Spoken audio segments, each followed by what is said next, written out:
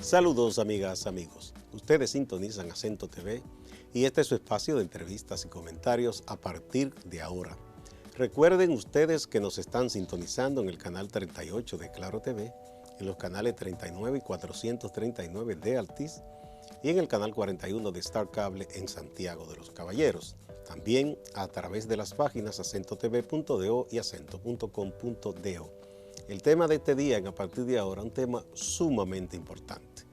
Un respiro en todo este ambiente que ha estado cargado de política y otros temas. Vamos a hablar de la conservación de especies en la República Dominicana. Y tenemos tres invitados muy importantes. Tenemos a mi izquierda a Pedro Genaro Rodríguez, que es el presidente de ADFONA. ADFONA es la Asociación Dominicana de Fotógrafos de la Naturaleza, que recientemente ustedes más o menos aquí conocieron con una entrevista al también invitado de hoy, el doctor José Miguel Pantaleón, médico cardiólogo y también fotógrafo de naturaleza y directivo de ADFONA. Y tenemos aquí a mi derecha a Gibel Orsini, que es la directora de esta revista, que también ustedes más o menos comenzaron a conocer en el pasado espacio, RD Verde, que hace una labor invaluable, educando, concienciando sobre la necesidad de preservar nuestras especies y en gran medida las aves nuestras, que tanto Pedro como José Miguel las están fotografiando, están aprendiendo, están educando sobre esas aves que son parte de nuestras riquezas naturales. Así que vamos primero a una brevísima pausa antes de empezar el diálogo.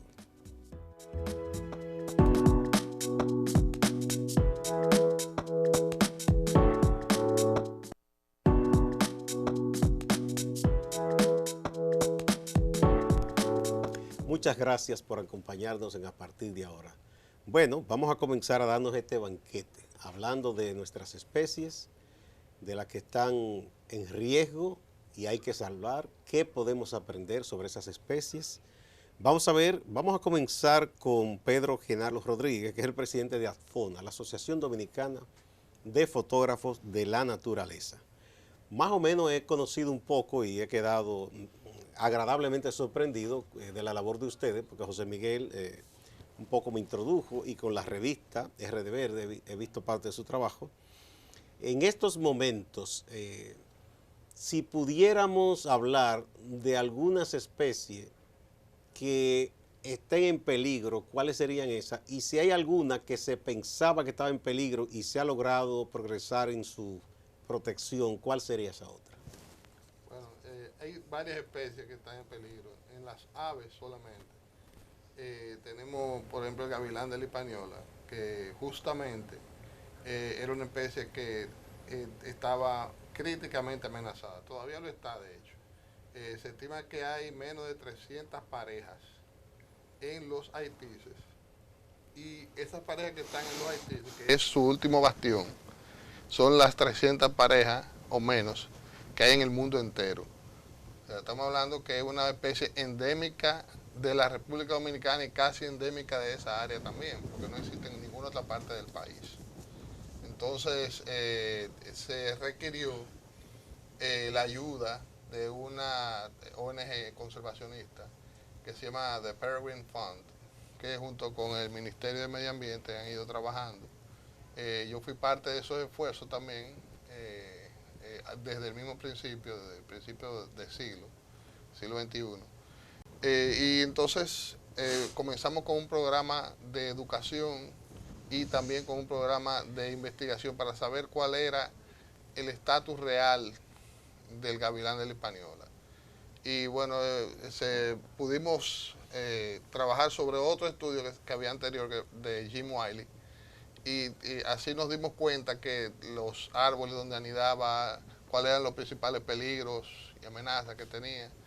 Bueno, y así pudimos elaborar un programa de conservación nuevo para la especie. Hay varias especies también, la cúa, por ejemplo. La cúa. Cúa. Sí, es una especie que se parece a un pájaro bobo, pero mayor. y es verdaderamente fascinante. Existen pocos sitios del país. Y entonces tiene la particularidad de que canta su nombre también. Y esta especie, el peligro más grande que hay es lo peor. Y es el desconocimiento de la especie, que hay muy pocos datos sobre ella. ¿Y esa es endémica también? Es endémica también, exactamente. Bien. De la ¿Y isla. dónde se ubica esa? ¿En cuáles regiones? Bueno, básicamente está en el suroeste, y en el norte llega hasta la línea noroeste, y en el mismo medio está Nalga de Maco también, que hay un área donde se ha determinado que existe también. Nalga de Maco en Moca. No, Nalga de Maco casi en la frontera, es de ahí donde nace el Artibonito. Pico bueno. Nalga de Maco. No, ya, sí, no, que está por allá, sí, por cerca de eso en el noroeste, ¿no? Noroeste. centro, exacto, sí, centro noroeste. oeste. Sí.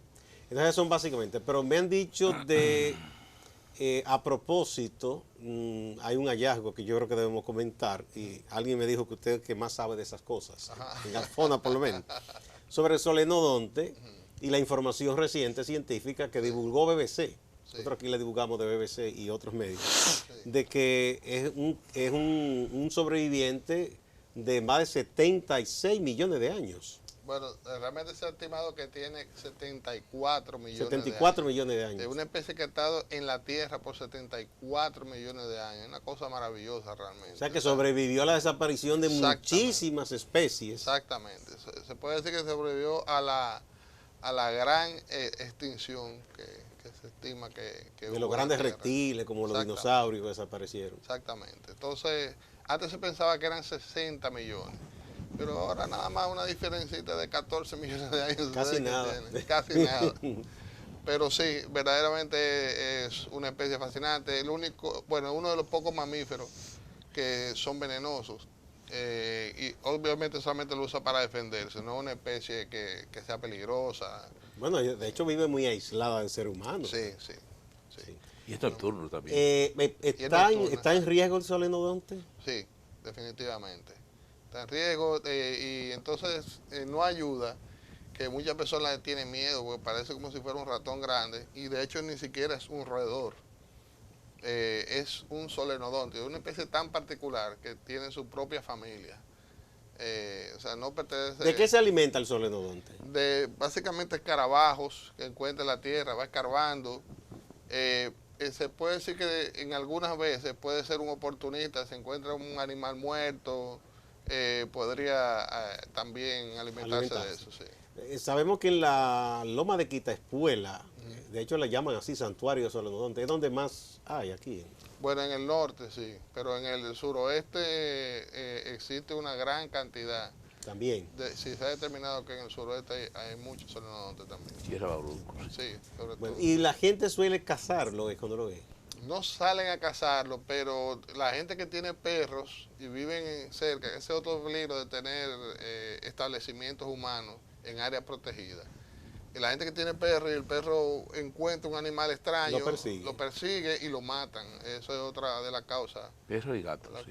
Sí, también. Vamos a ver qué nos dice José Miguel Pantaleón.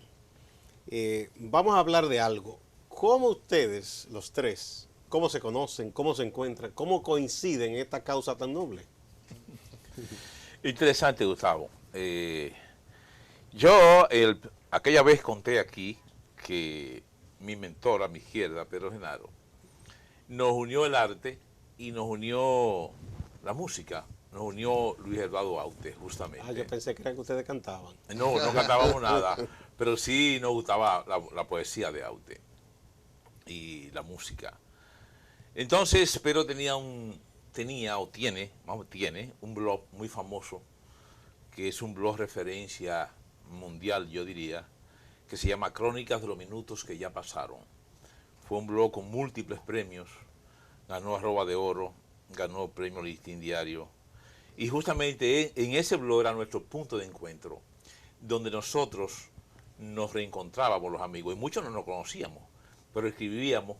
Eran encuentros virtuales. Y escribíamos sobre temas que Pedro posteaba en el blog, y así nos fuimos conociendo, y nos titulamos en ese momento Los Cimarrones. Sobre todo porque yo creo que yo era el mayor y yo me hacía llamar Cimarrón Mayor. De hecho, ese es mi ícono universal, mi nombre universal. Entonces, nos unió la naturaleza, no hay manera, porque Pedro era pro-conservacionista, ecologista y amaba la naturaleza, y habíamos otros que estábamos medio perdidos en el tiempo y el espacio y no veíamos las cosas muy claras.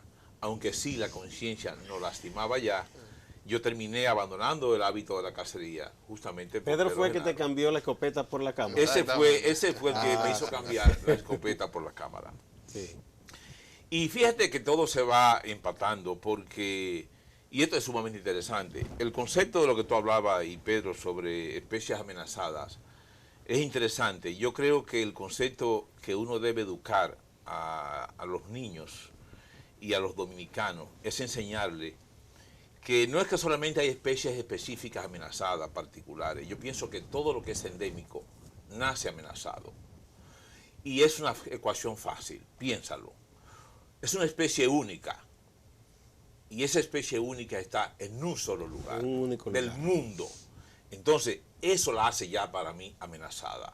Para mí todo lo que es endémico nace, lamentablemente. Sobre todo si nos tiene de vecinos nosotros los humanos. Sí, que somos los más que peores nada, y depredadores. sobre todo si impactamos agresivamente Su hábitat. hábitat, y sobre todo si esa especie es atacada por los seres humanos para comerla, por ejemplo. Toda la vida ha habido depredación masiva contra aves. En el pasado se hacían sombreros de plumas y casi terminaron una garza, una especie de garza, porque las plumas eran usadas para edredones de almohada y para decorar los plumas a las señoronas. ¿Tú me entiendes? De hecho, eran el relleno de muchas de las almohadas. De acuerdo. Entonces, las especies han sido siempre víctimas de nosotros, los seres humanos. Pero yo creo que ese concepto educativo de decirle a los niños, mira, esa especie nada más existe en este país y es única. Por lo tanto, es una especie que de por sí ya es amenazada. Y dentro de esa amenazada que Pedro mencionaba, a la cúa, que es un cucúlido, prima hermanita del pájaro bobo que tú conoces, Gustavo, tú vienes de San Francisco. También están otras especies que están fuertemente amenazadas, que son, por ejemplo, nosotros tenemos una cigua, que es la cigua pico cruzado, cuyo pico es así, aunque tú no lo creas, porque es la única especie capaz de romper los piñones, los conos del Pinus occidentalis, es decir, nuestro pino endémico de la Hispaniola. Que es muy duro. Sumamente duro. Entonces es la única cigua que nace con un pico adaptado para romper esos piñonates, y eso es lo que come. Entonces, si eso es lo que come y ella vive en esos altos pinares de la Sierra de Bauruco, ponte a pensar, ¿qué pasaría si terminamos los pinos? No, se muere su forma de su sustento. El ave queda impactada totalmente porque ella vive del pino, habita en el pino, anida en el pino y su alimento es el pino. Entonces, imagínate tú que quememos los bosques, como los fuegos forestales, una cosa terrible para esa especie, o que tumbemos los pinos con las hachas. Bueno, entonces para eso, entonces ustedes coinciden, se encuentran, y Gibel tiene una idea maravillosa, que es esta revista. Cuéntame cómo nace esta revista y cómo tú te encuentras con estos dos caballeros, Gibel. Ok, le hago la versión corta, la larga. Como usted quiera, no se preocupe. Bueno, en realidad yo he sido toda la vida amante de la naturaleza. Mis Sí. padres, yo soy vegana. Sí. Mis padres, mis abuelos tenían una casa en Jarabacoa, por lo que toda mi niñez transcurrió, todos mis veranos, mis fines de semana, era en Jarabacoa. Es un paraíso, bellísimo. Sí, era incluso, siento que el clima, todo era un poco distinto. No, porque como hemos ido depredando ya hay un poco más de calor, ¿verdad? Un poquito. Entonces me pasé muchos años de mi niñez rescatando pajaritos, subida en una mata de guayaba, atrapando lagartos. De niña. De toda la vida. Y no le tenía miedo a los lagartos. Porque... No, yo tenía ranas, de todo. No, hay unas anécdotas muy curiosas mías, porque yo, como tenía esa sensibilidad con la naturaleza, cuando iba a los campamentos de verano, me cuentan, bueno, en uno en particular había que ir a un río a bañarse y había que atravesar lugar un piso muy escabroso, todo era Sí. empinado y de piedras. Y me cuentan que yo me hice famosa con 8 años en ese campamento en Maimón, recuerdo. Porque yo iba y venía, todo el mundo en su burro, en su mula, subido, y yo venía caminando con mi chancletita, acariciando al burrito porque está cansado el burrito. O sea, yo siempre tuve esa sensibilidad con la naturaleza. Entonces, realmente no estudié mercadeo, me formé en esa área y en un momento entré a formar parte de una empresa que necesitaba, presidida por mi padre, que necesitaba asistencia con una evaluación de impacto ambiental. Ya. Entonces formé un departamento de responsabilidad social en esa empresa y ahí fue que entré en contacto por primera vez con la ley 6400 sobre medio ambiente y recursos naturales y ahí fue que descubrí lo que me apasionaba. Entonces, ¿Verdad? Entonces ahí tuve la idea ¿Qué comenzó a hacer, además de esa labor en la empresa? Ajá, entonces, ¿qué pasa? Ahí, al empaparme sobre la ley, que era desconocida para mí, y conocer todo un mundo, porque realmente el mundo, el que se involucra en estos temas de medio ambiente, descubre muchas cosas que no conocía, empecé a apasionarme con el tema, entonces tuve la idea de crear una plataforma de comunicación que pudiera reunir todas las personas que estaban haciendo algo a favor del medio ambiente en ese momento, porque había muchos esfuerzos de empresas, de ambientalistas, de fotógrafos, de ONGs dispersos, no estaban unidos, yo no era todavía en ese tiempo ambientalista. Entonces estudié una maestría en ciencias ambientales y arranqué este proyecto con el fin de poder reunir todos esos esfuerzos para promover educación ambiental, que realmente es vital para el desarrollo sostenible. Como dijo el señor Pantaleón, es indispensable para los niños. Eso es demasiado importante, uno sembrar conciencia ambiental a nivel de los jóvenes y los niños, porque ellos son el futuro, además de que ellos son los mejores multiplicadores del mensaje de conservación.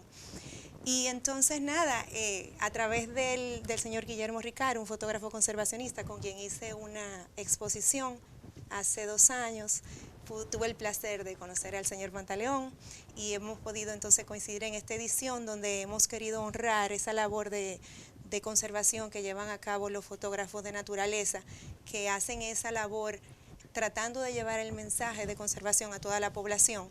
Son una especie de héroes anónimos, así los defino.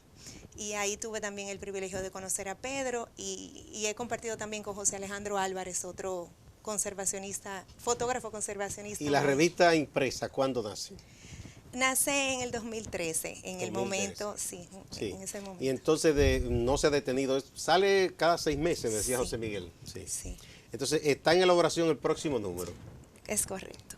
¿Y a cuál será el tema fundamental? ¿Ustedes dedican un tema central o simplemente son historias? Realmente tratamos de agrupar varios temas. Sí. Por ejemplo, tenemos un tema muy importante que es el de los residuos sólidos. En todas las ediciones tratamos de llevar un poco de información sobre cómo las personas pueden involucrarse en la reducción de su impacto ambiental a través de la reducción del consumo, el reciclaje y todo eso. Entonces eso es un tema que siempre está fijo en la revista. También hay otro tema fijo que es el de la biodiversidad, donde se habla sobre alguna especie generalmente amenazada o algún hábitat o algún ecosistema amenazado. Y en la próxima edición vamos a continuar tratando de exaltar la labor de los fotógrafos conservacionistas dominicanos, que ahora vamos a tener 4 más que vamos a exponer en esta nueva edición. Está creciendo, qué bien. Sí. Pero ya usted ha aprendido un poquito a usar la cámara también. No. Estos señores no la han enseñado. Es que realmente no tengo la necesidad porque ellos lo hacen demasiado bien. Realmente ese no es mi Y fuerte. ella va a tratar también el tema de las especies amenazadas, de algunas especies. Sí, no, quería también que me aportara en ese aspecto. Vamos a una pausa ahora. Ah, no, está bien. En ese aspecto de las especies que usted entiende que se debe trabajar más, ya sea para alertar y tratar de preservar alguna que usted conozca que estén en peligro en estos momentos. Bueno, yo creo que todas las especies son importantes, Sí. y todos los ecosistemas son importantes. Y algo que hay que resaltar en el mensaje de conservación, es tratar de proteger esos ecosistemas que albergan esas especies. Los ecosistemas. Sí, como estuvieron diciendo, las áreas protegidas es vital que el país refuerce la protección de las áreas protegidas, la supervisión, el control, pues dentro de ellas no debe haber asentamientos humanos ni tampoco agricultura, ya que son protegidas precisamente porque tienen un valor enorme para la biodiversidad. Entonces, también es importante rescatar el valor de los manglares. Yo soy muy dada a los ecosistemas porque son los que recogen el hábitat de esas especies que están amenazadas. El caso del gavilán de la Hispaniola es muy importante porque es una especie hermosa y tengo entendido que en el este están haciendo esfuerzos conjuntamente con Caballero de Cotuí. Tanto en Punta Cana Ajá. se han introducido con éxito, por cierto. Y ahora en Cotuí, en Caballero, hay un proyecto para también, ya se ha introducido, pero está en desarrollo aún. Sí, es Sí, correcto. sí. Y bueno, Sí, usted dice, me estaba diciendo de los ecosistemas, que usted entiende que es importante que se protejan. sí, es correcto. Sí, Y, por ejemplo, usted me decía de los manglares. ¿En qué zona tenemos manglares que se estén erosionando, que lo estén dañando? bueno, se estima que más de un tercio de los manglares de todo el mundo ya se han desaparecido debido a la contaminación, a la construcción, al turismo. Y realmente los manglares fungen de mucha, son muy importantes, pues protegen las costas y sirven de hogar a miles de especies. Son una especie como de contención también, ¿verdad? Para evitar que se erosione más el terreno por el mar y todo eso. Sí, es correcto. Sí. Y es importante su conservación, pues nosotros los seres humanos a veces estamos ajenos a que podemos impactar desde nuestro día a día en nuestra ciudad. Tenemos algún impacto en la naturaleza. Y Los humanos somos los más irresponsables de las criaturas porque nos creemos reyes de todo y ensuciamos, contaminamos, explotamos y creemos que no habrá ningún efecto. Realmente ese es el punto. Cada acción cuenta. Y yo como consumidora, como persona individual y como miembro de una familia, debo procurar de yo tratar de que mis impactos ambientales sean mínimos, tratar de reducir, reutilizar, reciclar todo lo que yo puedo. La gente debe tratar de tomar una conciencia de reducir el uso de plásticos. Y Vamos a poner un puntito ahí, Joel, porque ese es un tema que yo creo que tratemos más en extenso. Ahora mismo que hay, por lo menos he visto esfuerzos de empresas, de instituciones respecto al plástico y ya, muy importante, el sorbete, por ejemplo, en muchos países se ha prohibido, incluyendo Estados Unidos, que fue una gran discusión. Primero vamos a esta pausa y retornamos.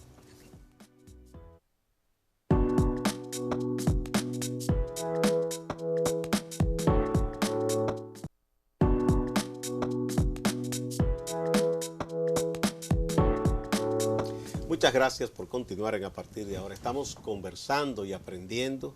Estamos conversando con Pedro Genaro Rodríguez, fotógrafo, presidente de ADFONA, que es la Asociación Dominicana de Fotógrafos de la Naturaleza. Con José Miguel Pantaleón, un destacado médico cardiólogo, y también fotógrafo de ADFONA, uno de los directivos de hecho. Y con Gibel Orsini, que es la directora de esta revista RD Verde, una revista muy importante, porque es una revista que educa, que enseña mucho.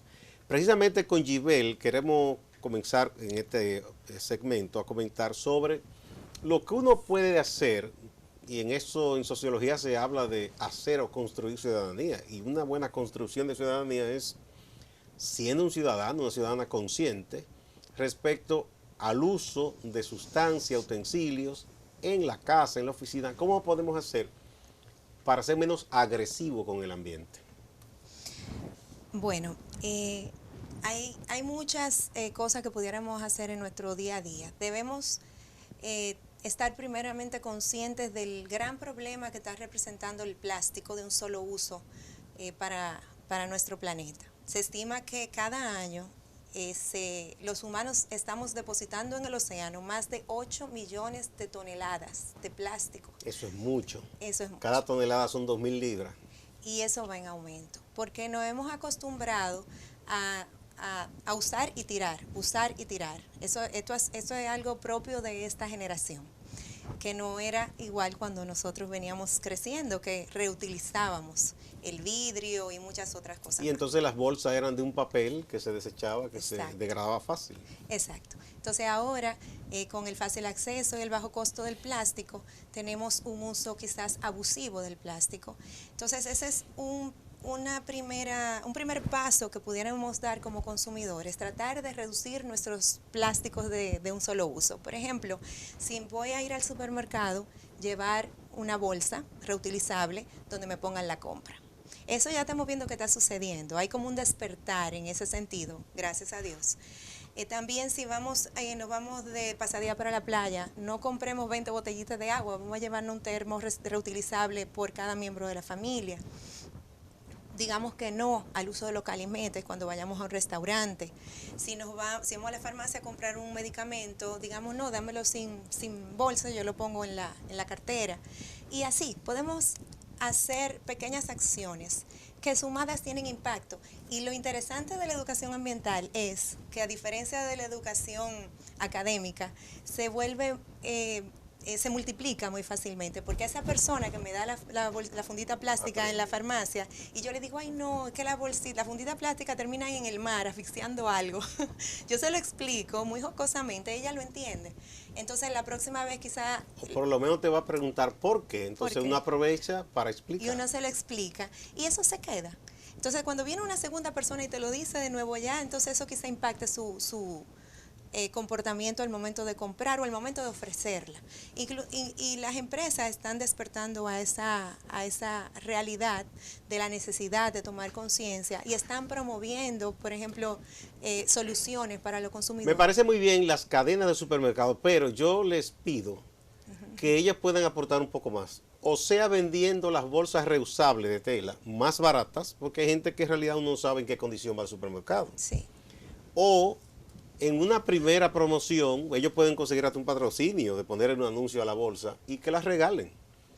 Y algo que yo vi una vez en Massachusetts, en Boston, era que habían unas cadenas de supermercado que entonces si tú llevabas esa bolsa, por cada vez que tú ibas te ponían un sello y te anotaban en algo. Y a cierta cantidad de veces que tú reusabas te daban un incentivo. O sea, te decían, bueno, puedes tomar gratis una libra de alimento o qué sé yo, tantas cosas. Ese tipo de cosas, ¿no? Porque eso hace que la gente se motive también, porque sí, no todo el mundo se motiva por lo que es general de todo y que debe importar a todo. Hay gente que es muy individualista, lamentablemente. Sí. Entonces hay que incentivarlo de alguna manera. Creo que José Miguel y Pedro también tenían algo que decir respecto al tipo de práctica como ciudadano y consumidor para ir ayudando a la naturaleza. Bueno, hay gente que tiene muchas ideas. Por ejemplo, mi hija nos obligó a usar los calimetes que fueran de metal. Sí, eso se está usando. También los cepillos dentales que sean de bambú, porque también es una manera de cuando eso pasa entonces a la basura, ya es algo que se degrada mucho más fácil. Se degrada mucho más fácil. Sí. Y también otra gente, por ejemplo, tienen ideas como poner un ladrillo al tanque del inodoro, por ejemplo. Y le ponen un ladrillo y cuando se llena, no se llena con tanta agua. Ah, eso yo he visto, sí, no sabía que eso funcionaba. Pero... Sí. Sí, es como para llenar, es como una especie de la cosa gástrica que le ponen a la gente en el estómago. También. Para que coma menos. También hay otras cosas que se pueden hacer. Yo he tratado de hacerlo, de hecho, reusando hasta los zapatos. Si ustedes hacen así y ustedes tienen unos zapatos que están medio peleados, entonces viene y lo llevan a un sitio para que lo repare. Antes se reparaban los zapatos y nadie se moría. ¿Por qué ahora es una economía de desechar las cosas de manera rápida? Claro. Sí. También, abuela, yo digo que, y siempre me acuerdo de Pepe Mujica, que es que él decía que aquellas lamparitas que duraban tanto en los campos de nosotros, alumbrando, no se dañaban, los bombillos no se quemaban, la lámpara duraba años alumbrando, la mecha duraba muchísimo, las que eran de gas, los que crecimos con lámparas de gas, que no teníamos... No había electricidad en muchos lugares. Sí. Entonces, él dice que este mundo de consumismo, todo ya es desechable ya. Ponte a pensar si es verdad, en mi casa hay 3 televisiones dañadas y las 3 están arrumbadas, no se pueden arreglar. Si tú lo llevas a arreglar de caleo, color, no sé qué cosa, dicen, no, eso no sirve ya, son segundos. No, porque todo va muy rápido. Y mira, ahora tú tocas un tema, José Miguel, qué bueno. Tú imagínate tú, nosotros botando las aparatos basuras electrónicas son de las más peligrosas que hay. Sí. El móvil, el celular, qué sé yo qué, la gente la va lanzando las pilas, es muy dañino todo eso. Yubel, hay unas R's también que son famosas, que tú siempre me has hablado de ellas. Quizás una buena oportunidad para mencionarlas. Sí, bueno, las 3 R's, yo creo que todos lo saben, ¿no? No, pero bueno, siempre es bueno aprender de nuevo. Bueno, ok, la cultura de las 3 R's consiste en reducir el consumo. O sea, consumir menos. Consumir menos. Reutilizar todo aquello que haya agotado su vida útil, buscarle un segundo uso y reciclar.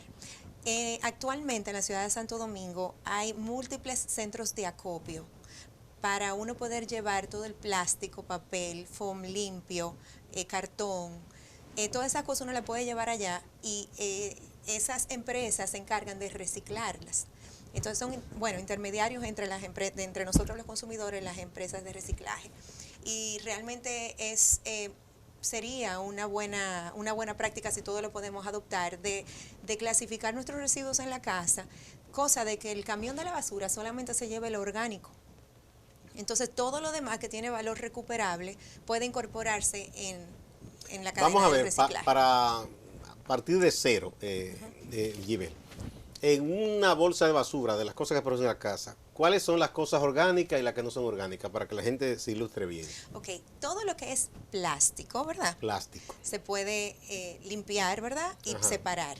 Eso no es orgánico. Eso no es orgánico. Lo orgánico es todo lo que se compone, bueno, se descompone, perdón, la basura, los restos de comida. Las cosas más naturales. Exactamente. Y el papel, por ejemplo. No, el papel se puede reciclar. Sí, se puede reciclar. Se puede reciclar. Pero todo lo que puede terminar en el vertedero, que se va a descomponer, puede... Es decir, restos digamos, de un pan, de pasta, de carne, de arroz. Alimento, exacto. Ese tipo de cosas. Entonces, eso se puede sacar diariamente para el camión de la basura, ¿verdad?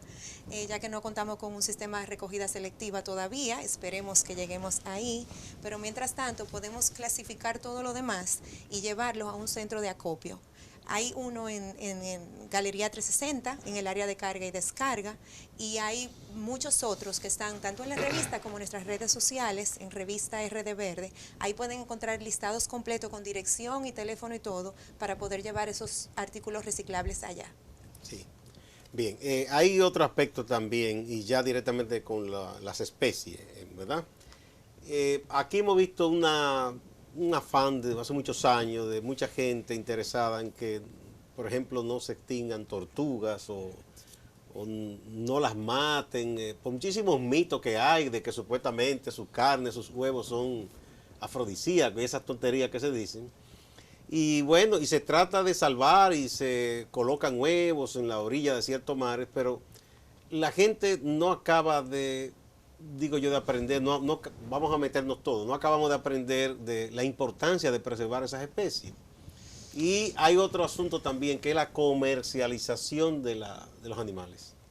¿Qué tanto perjudica el hecho de que la gente le gusta comprar, ya José Miguel en la pasada entrevista me hablaba, una cotorra, una cosa, y tenerla en la casa, o encerrar un pececito en una pecera y tenerlo en la sala?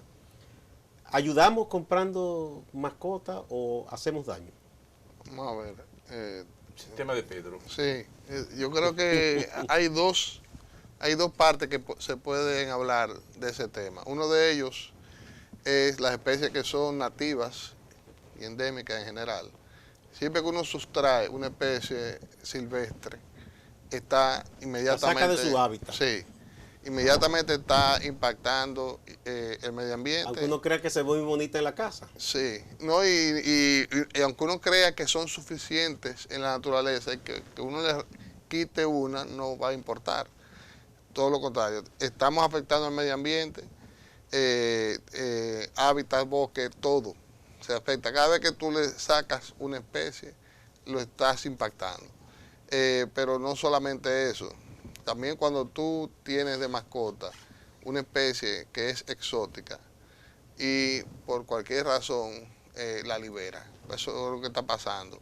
Con las tortugas se están liberando tortugas que son extranjeras y le están quitando hábitat a las dos tortugas. Que yo creo que, Pedro, que tú lo estás locales. diciendo muy bonito, la libera. Sí. Hay una maldad de mucha gente. Sí. Compra una mascota o lo que fuera, una especie, y mucho cariño en principio, después se harta de ella. Bueno, crecen. Entonces la libera entre comillas, la suelta a su suerte, la deja por ahí.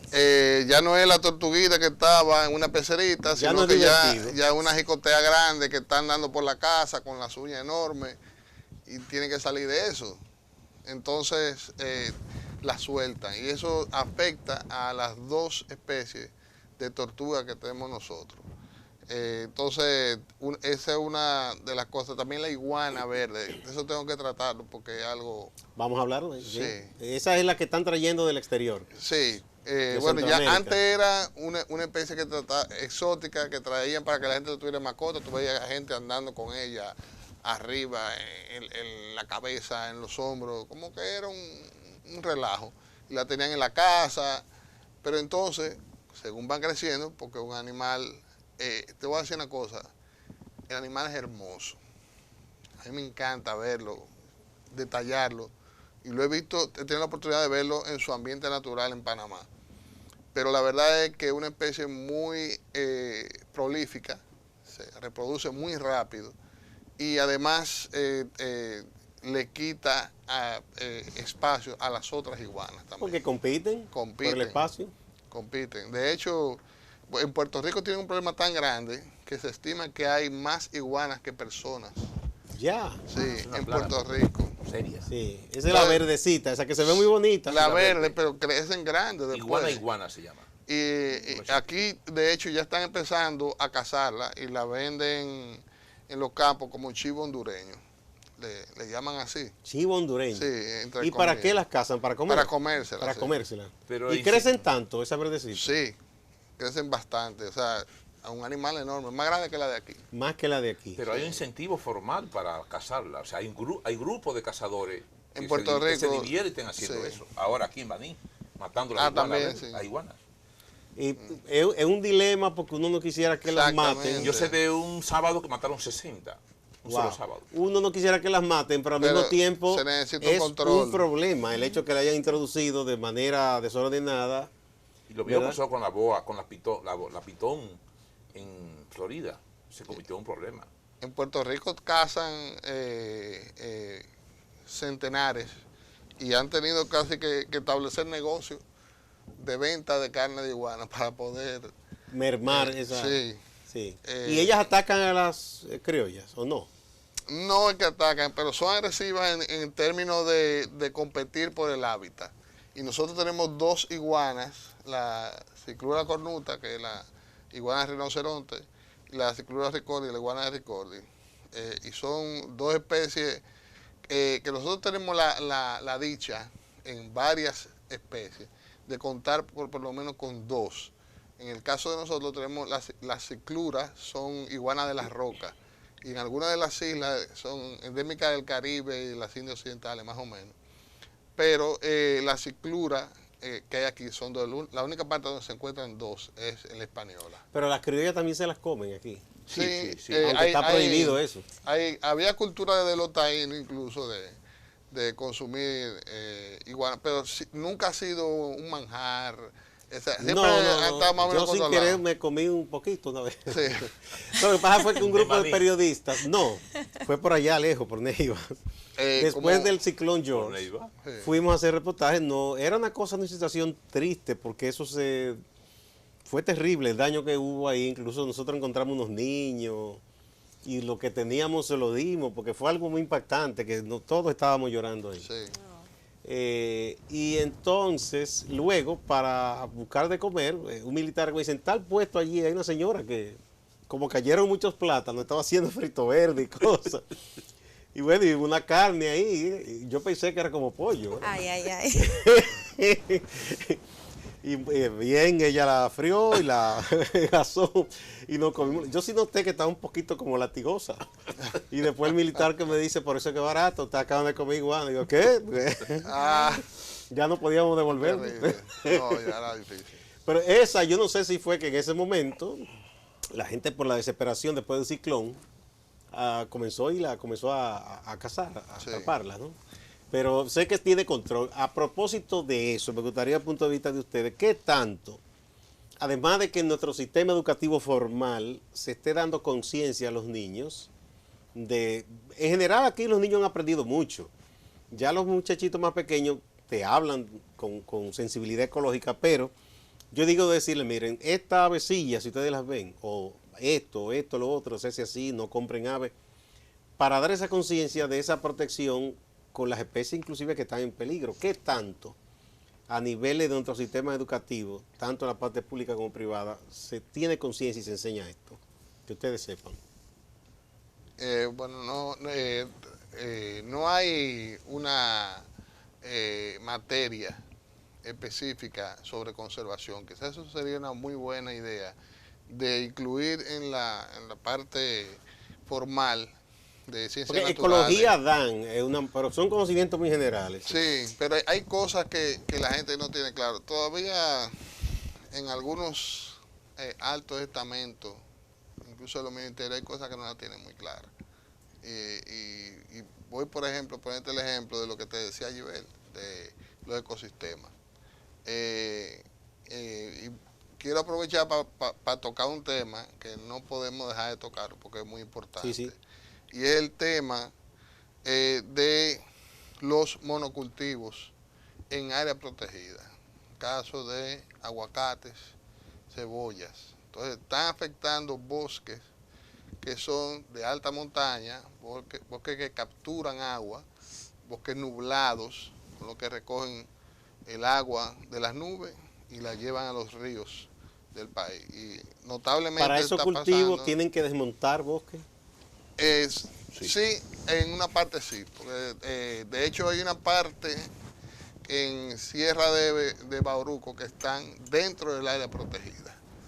Y aunque ellos muchas veces dicen que no, están abriendo caminos todavía más dentro del área protegida. Entonces, ¿por qué tienen que seguir abriendo caminos si no lo van a usar? Entonces nosotros hemos documentado que efectivamente dentro del área protegida se está cultivando aguacate y cebolla, tanto en Sierra de Bauruco como en Valle Nuevo.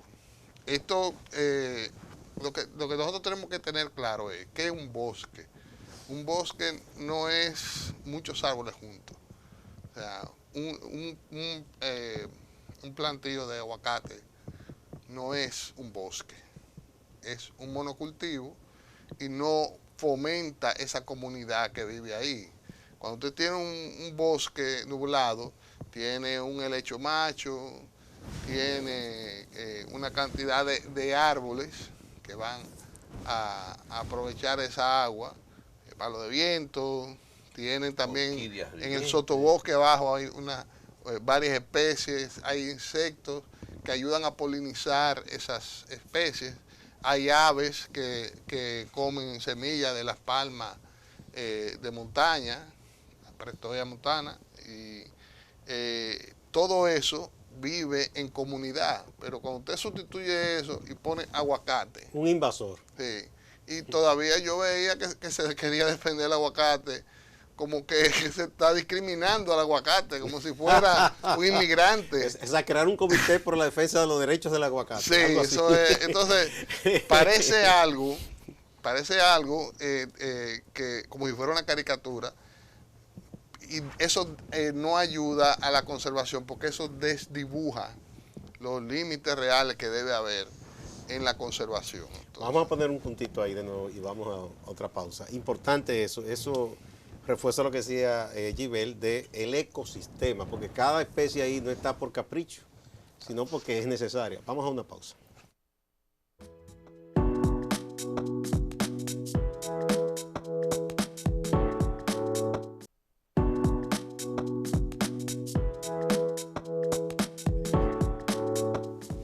Muchas gracias por continuar en A Partir de Ahora. Ustedes y yo estamos aprendiendo aquí con Gibel Orsini, directora de esta revista RD Verde, que hace una labor educativa invaluable, con José Miguel Pantaleón, cardiólogo, y un fotógrafo directivo de ADFONA, que es la Asociación Dominicana de Fotógrafos de la Naturaleza, y con Pedro Genaro Rodríguez, que es el presidente de ADFONA. Estos señores y esta dama se han dedicado a no solo a amar la naturaleza, sino a estudiarla, a defenderla, a educar y a concienciar sobre la necesidad de preservarla.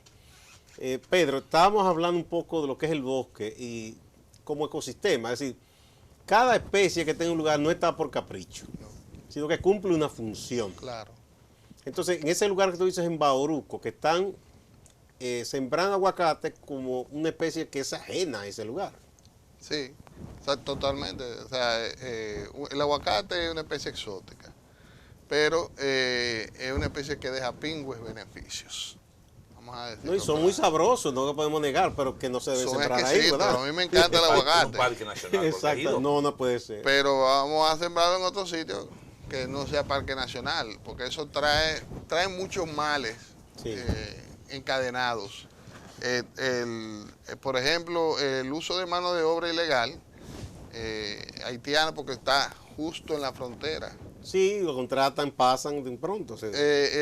Y bueno, pero eso es que sea mano de obra haitiana no es tanto el problema. Muchas veces usan niños también para regar. Que eso también. es ilegal completamente. Totalmente, fertilizante, o sea, cualquier punto porque de están vista. utilizando también fertilizantes. Sí, Más, sí. peor todavía entonces. Sí. Y lo de la cebolla, ¿dónde que se está dando ese cultivo, el monocultivo de cebolla? En Bauruco también hay También. una Los parte, arroyos. pero también en Valle Nuevo. Y eso está, esa zona de Bauruco es dentro del Parque Nacional Sierra Bauruco. Sí. Bueno, en la parte más neurálgica, porque es la que captura. La pregunta del millón, ¿y nuestras autoridades de medio ambiente? Bueno, el ministro de Medio Ambiente ha salido varias veces en programas de televisión defendiendo el cultivo de aguacate. Es que yo creo que él se le olvidó que él no está en agricultura ya. Bueno, lo que pasa es eso, que él tiene una Lo formación cambiaron de como ministerio. agricultor. Entonces, Yo creo que tal vez no era lo más atinado poner un agricultor en medio ambiente, sino una persona que tenga una formación realmente de conservar la naturaleza. De conservar, claro. Sí. Bueno, ustedes como activistas particulares, pero además que están asociados, vamos a decir, Gibel con la revista y ustedes con ADFONA. Ustedes tienen contacto, por ejemplo, con las academias, porque yo sé de las universidades que hay profesionales muy dedicados, trabajando estos temas, tratando de educar a la gente. ¿Ustedes celebran algún tipo de encuentro, actividad? ¿Cómo es la cosa? Nosotros estamos relacionados con la Coalición para la Protección de Áreas Protegidas, que tiene que ver con la Academia de Ciencias. Sí. Y también estamos relacionados con muchos científicos también, con ornitólogos, herpetólogos. Yo también soy miembro, por ejemplo, de la directiva de Grupo Jaragua. También. Sí. Entonces, todo tiene que ser una labor conjunta de protección al medio ambiente para que se pueda realmente avanzar, porque hay muchas voces clamando en el desierto solas. Sí. Pero si todos estamos con la misma dirección, entonces ya podremos empezar a conseguir cosas. Le lanzo esta inquietud, porque sé que ustedes son personas que están viviendo en la zona urbana, pero que viajan constantemente a los campos, a lugares muy inhóspitos a veces. Yo no sé qué tanto, Gibel, si se mete en esas aventuras de estos caballeros. Pocas veces, pero sí, Igual. A veces me suman. ¿Qué tanto ustedes notan, perciben de el pueblo dominicano, como ciudadano urbano y como ciudadano rural, ¿cuál de los dos está más sensibilizado con estos temas? ¿Tiene más conciencia? Y piensan ustedes que es más fácil trabajarlo para que asuma responsabilidades? Yo creo que hay una dualidad ahí, en el sentido de que la gente que vive en el campo, que muchas veces se beneficia del trabajo rural, quiere que se aproveche, pero también hay una zona muy deprimida, sobre todo en el suroeste, donde quieren que llegue el progreso, pero el progreso tiene que llegar de una manera integral para que se pueda realmente construir de una manera correcta. Ahora, por ejemplo, hay mucha gente que quiere que haya en Pedernales, por ejemplo. Turismo. Sí, turismo, o que haya cualquier tipo de movimiento para la economía, porque la verdad es que Pedernales necesita ayuda. El suroeste siempre ha sido la zona más deprimida, lamentablemente. Pero sobre todo Pedernales. Yo le puedo decir que yo vi a Pedernales prácticamente parada cuando terminó el tema también de las minas, y yo qué, pues todo hay que hacerlo de que estaba ahí antes. Sí. Entonces, la economía se paró ahí. Entonces, ¿qué pasa? Vamos entonces, que estamos con el tema de los aguacates. Están sembrando aguacates, pero entonces ahí pasó un problema grave, que es que como están en la cuenca alta del río Mulito, entonces el río Mulito prácticamente se secó, porque los aguacates absorbían una gran parte de esa agua.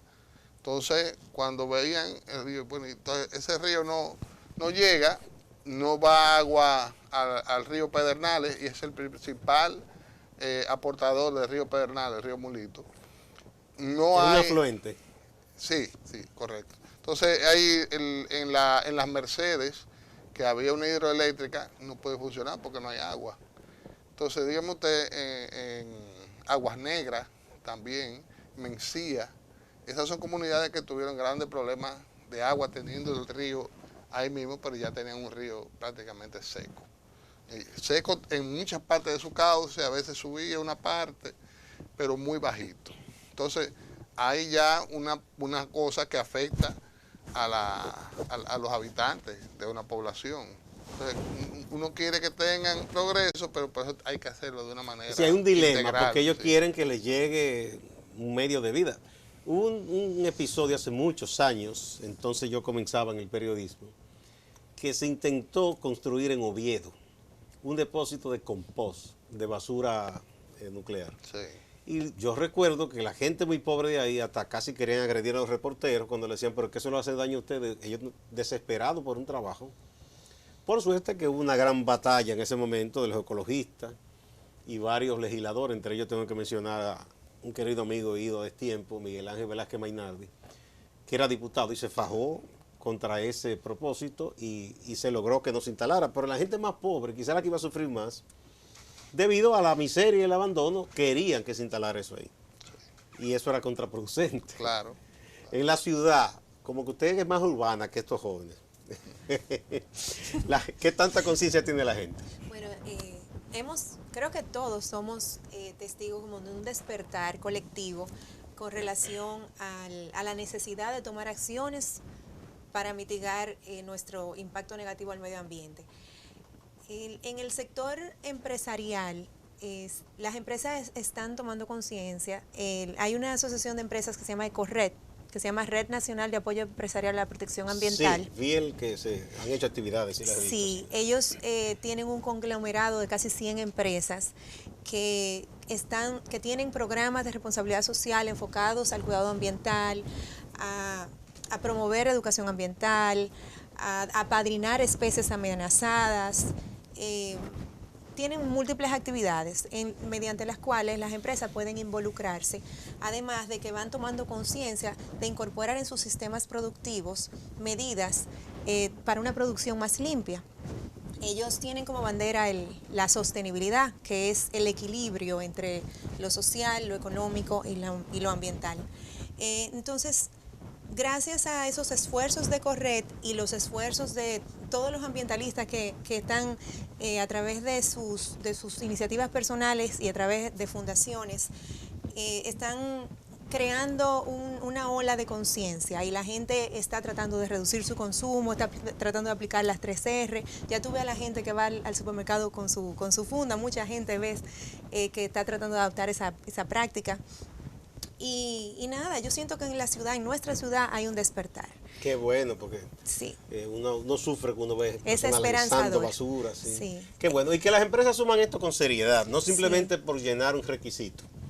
De hecho, sí yo sé de instituciones, por ejemplo, la Asociación Popular de Ahorros y Préstamos, incentivan las diversas oficinas y las sucursales cuando se acogen a la práctica de no desperdicio, de menos uso de papel posible, de reciclaje, de hecho le dan un incentivo y eso es muy bueno. El Banco Popular ha cambiado todo su sistema de electricidad, han puesto paneles solares. Y de enfriamiento también, los edificios ya lo tratan de, todas las oficinas con de paneles ambientar solares. De una manera que no sea tan costosa. Sí. Bueno, muchísimas gracias, siempre se nos quedan cosas, ¿verdad? Sí, es verdad. Habrá otros episodios de esta serie, porque ya es una serie. Me alegra mucho, ha sido un gran honor conversar con ustedes, con Gibel Orsini, directora de RD Verde, con José Miguel Pantaleón, Gracias, cardiólogo y fotógrafo de la naturaleza, y con Pedro Genaro Rodríguez, presidente de ADFONA, que le debo agradecer doblemente su conocimiento, su enseñanza, porque rescató a mi amigo de la cacería, que para mí es muy importante. Muchas gracias. A ustedes, gracias amigos, y no se vayan que hay más en Acento TV.